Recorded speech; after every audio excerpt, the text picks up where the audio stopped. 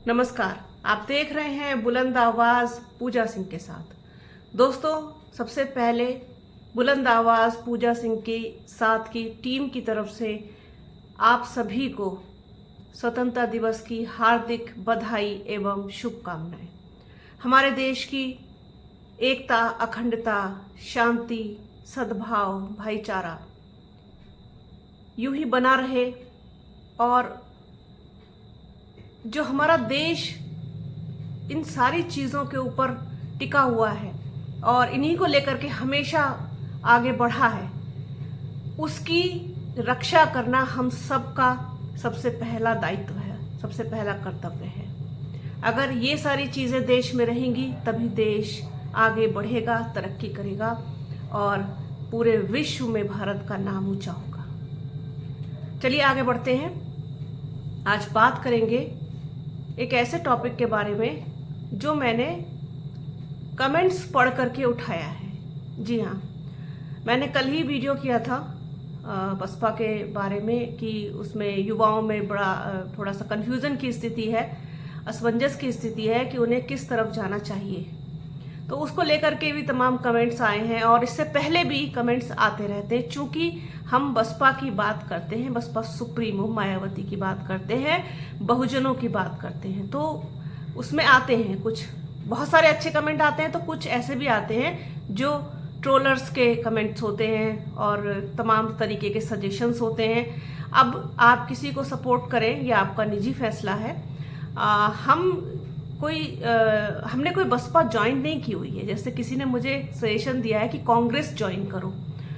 कांग्रेस या बसपा या समाजवादी पार्टी या बीजेपी हम क्यों ज्वाइन करें, है ना। हम कोई पॉलिटिकल आदमी नहीं है। पॉलिटिकल चीज़ें हम पॉलिटिकल वीडियोस करते हैं, पॉलिटिकल बात करते हैं और उसमें भी जिस तरीके से हमेशा से ही पत्रकारिता में बीट्स डिवाइड होती है कि कौन क्या देखेगा, कौन क्या देखेगा, ये बीट्स होती हैं। लोगों को जानकारी नहीं है ना एक्चुअली। अब जर्नलिज्म भी व्हाट्सएप पे हो गया है, तो जानकारी है नहीं, बस जो मन में आया बोल दिया, जो मन में आया लिख दिया।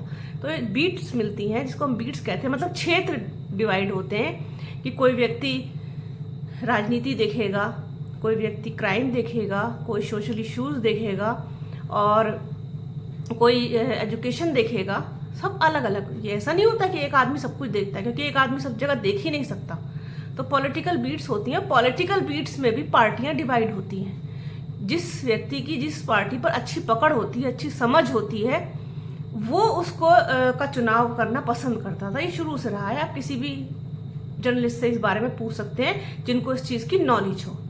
बाकी तो नॉलेज नहीं है तो उसका हम कुछ नहीं कर सकते। तो किसी का कुछ है, किसी का कुछ है। और इस तरीके से एजुकेशन में होता है, किसी के पास हायर एजुकेशन होती है, किसी के पास माध्यमिक शिक्षा होती है, मिडिल एजुकेशन, किसी के पास बेसिक शिक्षा होती है, वो उस क्षेत्र को देखता है। ऐसी क्राइम भी डिवाइड होता है। हर तरीके का 2-3 कैटेगरी होती है, उस तरीके से सबको डिवाइड होता है। सब अपना अपना कार्य क्षेत्र देखते हैं। ऐसा जर्नलिज्म मैंने सीखा है। तो मैं हो गई, हमारे एडिटर सर हो गए और भी सीनियर जर्नलिस्ट हो गए, तो वो उस चीज़ को फॉलो करते हैं। बसपा के बारे में हमें जानकारी है, बसपा पे हमारी पकड़ है। मैं सीनियर जर्नलिस्ट से अपनी तुलना नहीं करती, लेकिन थोड़ी बहुत है। जितनी भी है उसको आप लोगों के साथ शेयर करने की कोशिश करती हूँ।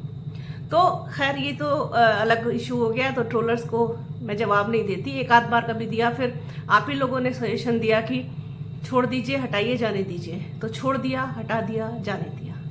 तो उसी में से मैंने निकाला, बीच में से कमेंट्स में से, कि बसपा खत्म। तो ये चीज़ मैं क्लियर करूं कि राजनीति में खत्म होने जैसा कुछ नहीं होता। आप किसी भी पार्टी का इतिहास उठा करके देख लीजिए। अब से 11 साल पहले की अगर बात करें तो बीजेपी कहाँ स्टैंड करती थी, बीजेपी की जो स्थिति थी, और कांग्रेस कितनी मजबूत स्थिति में थी कि उसने 2 बार अपनी सरकार बनाई। हालांकि यूपीए थी, तो एनडीए तो ये भी है। ऐसा नहीं है कि अपने दम पर बीजेपी ने पूरे देश में कभी सरकार बनाई हो, या कांग्रेस कभी था। राजीव गांधी, इंदिरा गांधी, पीवी नरसिम्हा राव, ये सबका सब था उस समय। लोगों के मन में थोड़ा अटैचमेंट भी ज़्यादा था। जब इंदिरा गांधी की हत्या हुई तो उसके बाद जिस तरीके का सपोर्ट राजीव गांधी को मिला, फिर राजीव गांधी की हत्या के बाद जिस तरीके से बाद में सपोर्ट मिला, उसके बाद फिर यूपीए की सरकार आई, तो ये सब चीज़ें। अब आप ये देखिए कि कांग्रेस की स्थिति कैसी हो गई थी। तो क्या कांग्रेस को खत्म मान लिया जाए? कांग्रेस फिर से प्रयास कर रही है। राहुल गांधी जिस तरीके से लगे हुए हैं कि कांग्रेस को एक बार फिर से मेन स्ट्रीम में लेकर के आया जाए, कांग्रेस को खड़ा किया जाए वापस से, कि एक बार फिर से अलायंस में ही सही, अब अलायंस में ही सरकारें बनती हैं, कांग्रेस की ज़्यादा से ज़्यादा सीटों वाली सरकार बन सके, ऐसी कोशिश राहुल गांधी की है। समाजवादी पार्टी उत्तर प्रदेश में ठीक ठाक पोजीशन में है, सेकंड लार्जेस्ट पार्टी है बीजेपी के बाद, लेकिन सरकार नहीं बना पाई। अब की बार 2027 में सरकार बना लेगी अपने दम पर, पूरी सीटें लेकर के, पूरे बहुमत के साथ। इसकी भी उम्मीद थोड़ी कम दिखाई देती है, किसी न किसी का साथ उनको लेना पड़ेगा। अब बात करें और तमाम दूसरी पार्टियां हैं, जैसे महाराष्ट्र में आप शिवसेना को ही देख लीजिए, कि क्या उसको कह दें कि वो खत्म हो गई। इसी तरीके से बसपा को कहते हैं लोग कि बसपा खत्म हो गई। कैसे खत्म हो गई? क्या राजनीति में कोई पार्टियां खत्म होने के लिए होती हैं? हाँ, एक ठहराव जरूर आता है, एक समय आता है, एक वनवास आता है लंबा, किसी का कम हो सकता है, किसी का ज्यादा हो सकता है। अब अगर छोटा सा उदाहरण आप इसको इस चीज से देखें कि उत्तर प्रदेश में राष्ट्रीय लोकदल की क्या स्थिति थी। कोई इमेजिन कर सकता था कि 2022 के चुनाव में राष्ट्रीय लोकदल को 8 सीटें मिल जाएंगी, बाद में एक उपचुनाव जीत के वो 9 सीटें ले लेंगे और फिर मौका पा करके जयंत चौधरी कहाँ पहुंच जाएंगे। हालांकि वो उस चीज़ की उपेक्षा झेल रहे हैं, वो नुकसान उठाएंगे आगे चल के, उस पर मैं कभी अलग से बात करूंगी। लेकिन चलिए, जयंत चौधरी का बीजेपी के साथ समायोजन वाला दृश्य निकाल देते हैं। तो 2022 में समाजवादी पार्टी के साथ गठबंधन किया और सीटें मिली, जबकि खत्म थी, कुछ नहीं था। सब कह रहे थे खत्म हो गए, खत्म हो गए, खत्म हो गए। लेकिन खत्म होने जैसी चीज के लिए नहीं होती है पॉलिटिकल पार्टियां, ना ही पॉलिटिकल लोग। अब किसने अपने मन से ही कोई बना लिया कि साहब हमको तो संन्यास लेना ही है, संन्यास लेने के बाद भी लोग राजनीति कर रहे हैं। तो आप एक पार्टी को, जिसका अभी भी राष्ट्रीय पार्टी का दर्जा बरकरार है, 6 जो राष्ट्रीय पार्टियां हैं उनमें बसपा का नाम है, तो आप उसको खत्म कैसे कह सकते हैं? और बहुत छोटी पार्टियां जिनके 1 या 2 सांसद हैं और जिस तरीके की स्थिति है, उनको आप समझते हैं कि बहुत लार्जेस्ट कोई पार्टी के साथ आप खड़े हो गए। बिल्कुल समझिए, आप स्वतंत्र हैं कुछ भी समझने के लिए, सोचने के लिए।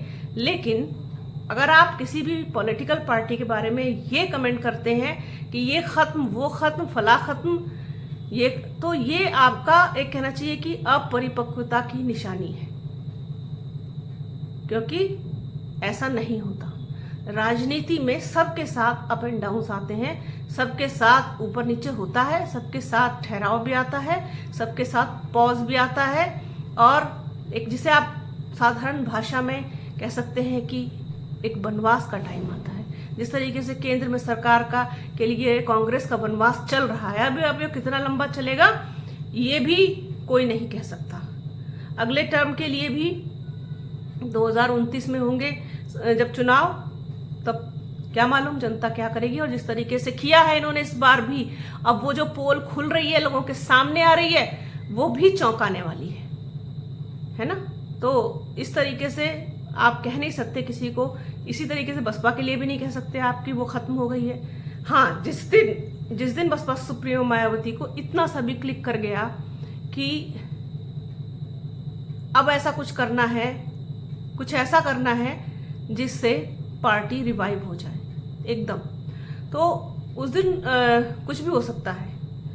मैं हमेशा मानती हूँ इस चीज़ को कि बसपा सुप्रीमो मायावती के इतने फॉलोअर्स हैं कि जब मैं लोगों से बात करती हूँ, खासतौर पर मैं मतलब युवाओं से भी मैं बात करती हूँ, तो वो भले ही कुछ भी कहें, बसपा में कुछ नहीं हो रहा है, बसपा में नहीं चल रहा है, बसपा नहीं समझ में आ रही है, लेकिन जैसे ही बसपा सुप्रीमो मायावती का नाम आता है, वैसे ही उनके रोंगटे खड़े होने शुरू हो जाते हैं और आंखों में जो चमक होती है वो अलग ही लेवल की होती है। तो राजनीति में कब किसका समय आ जाएगा, कब किसका समय चला जाएगा, कोई कुछ नहीं कह सकता। आज जो हारा है कल जीत भी सकता है, जो आज जीता है कल हार भी सकता है, कुछ नहीं कहा जा सकता। और इसमें कोई प्रिडिक्शन करना भी नहीं चाहिए। सब कुछ परिस्थिति के अनुसार चलता है। पुराने दौर की राजनीति से आज के दौर की राजनीति एकदम डिफरेंट है, एकदम अलग है। इसमें आप किसी के बारे में कोई अंदाजा नहीं लगा सकते। और इस तरीके से कह देना कि ये खत्म हो गया, तो खत्म होने जैसी कोई चीज नहीं होती। ये पूरा वीडियो मैंने कमेंट्स पढ़ के उठाया है और एक बात क्लियर करने की कोशिश की है। बाकी सबकी अपनी अपनी समझ है, अपना अपना नज़रिया है, जो जैसे चाहे वैसे उसको उस चीज़ की तरह से देखे। तो हम भी उसी तरीके से एनालिसिस करते हैं चीज़ों का, जो होता है, जो ग्राउंड लेवल पर होता है, ज़मीन पर होता है, जो दिखाई देता है, वो ये आपको बताने की मैं कोशिश करती हूँ। कभी किसी भी तरीके के बहुत बढ़ा चढ़ा के वीडियो, झूठे दिखावे के वीडियो या फिर गलत थंबनेल के, झूठे थंबनेल के वीडियोस मैं नहीं करती। आप लोगों ने इस चीज़ को इतने दिनों में नोटिस तो कर ही लिया होगा। बेशक व्यूज़ कम आते हैं, बहुत कम आते हैं, धीरे धीरे सब्सक्राइबर्स बढ़ रहे हैं बुलंद आवाज़ के, लेकिन कभी आपके साथ कभी कोई झूठ नहीं शेयर किया होगा। जहाँ भी इतनी सी भी उम्मीद दिखाई देती है या कोई न्यूज़ आती है या फिर कुछ भी ऐसा होता हुआ दिखाई देता है, चूंकि हम बसपा कवर करते हैं इसलिए बसपा पर हमारी पकड़ है, बसपा पर हमारी समझ है।